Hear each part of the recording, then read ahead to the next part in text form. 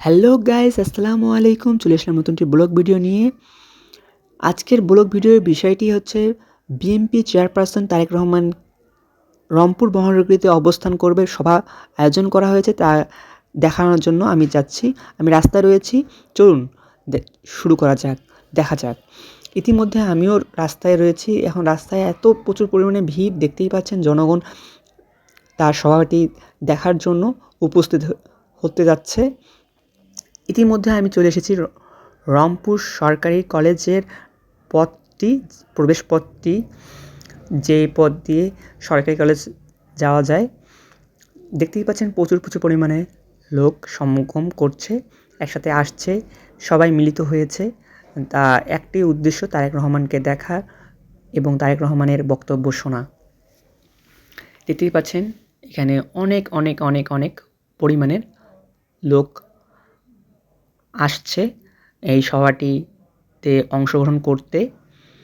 দেখতেই পাচ্ছেন ইতিমধ্যে রয়েছে অনেক জনগণ এই সভাটিতে অংশগ্রহণ করছে।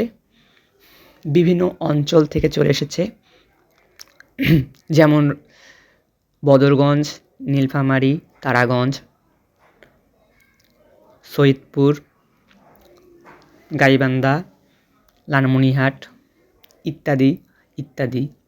দেখতেই পাচ্ছেন এখানে ছোট থেকে শুরু করে বৃদ্ধ পর্যন্ত হাজির হয়েছে তারেক রহমানের বক্তব্য শোনার জন্য, নিজ চোখে তারেক রহমানকে দেখার জন্য, সশরীরে দেখার জন্য অনেক জনতা অপেক্ষা করছে।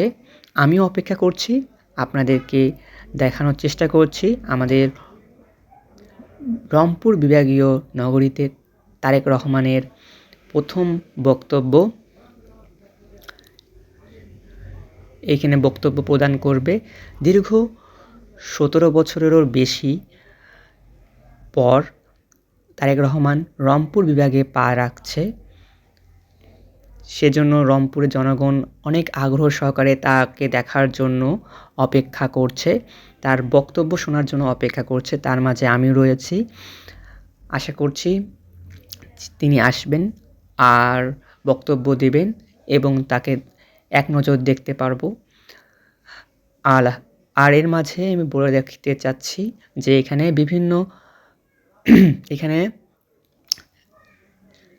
বিএনপি দলের নেতাকর্মীরা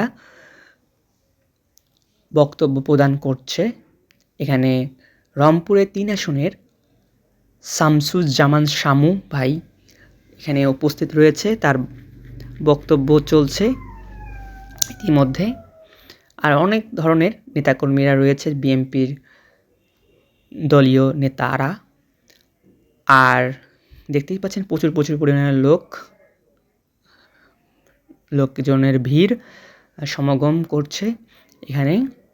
আর আশা করছি আপনারা সবাই আমার এই চ্যানেলটিকে সাবস্ক্রাইব করবেন, আমার পাশে থাকবেন। আর ব্লগটি সম্পূর্ণ দেখার জন্য অনুরোধ রইল। নিত্য প্রতিদিন ব্লগ পেয়ে যাবেন ইনশাল্লাহ।